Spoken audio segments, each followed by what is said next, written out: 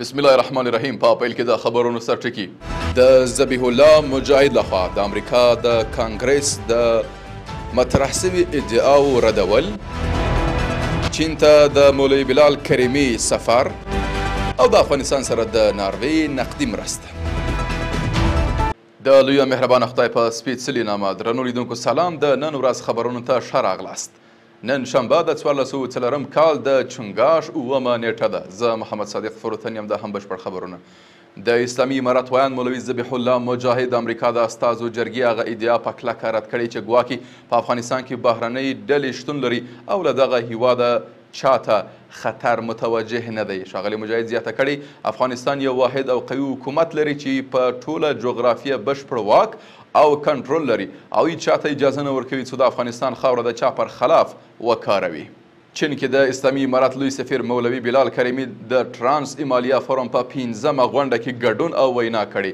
مولوي بلال کریمي دغه فورم د سیمه ییز اتصال، اقتصاد، اقلیم، انرژي او پانګونې لپاره ارزښتناک بللی او د عملي پایلو هیله یې څرګنده کړې ده.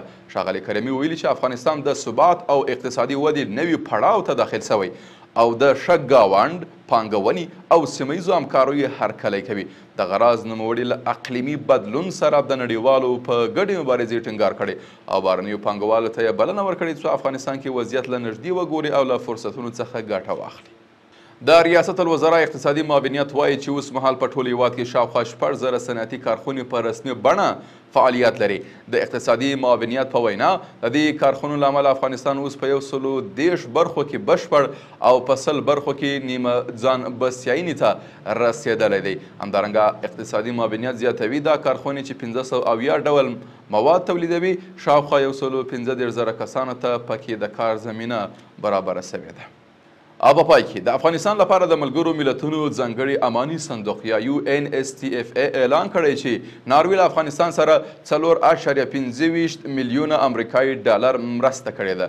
یاد صندوق پر خپله ایکس پاڼه لیکلي دغه مرسته به د حیاتي خدماتو د پراخېدو او هغو سیمو کې چې ډیره اړتیا لیدل کیږي د اوږدمهال ملاتړ په توګه ولګول سي. قدرمنو لیدونکو له ملتیا مننه. تاسو کولی شئ د اروج بېلابېلې خپرونې د دې ادارې د سوشل میډیا له طریقه وګورئ. تر بیا ښه وخت او ښې چارې.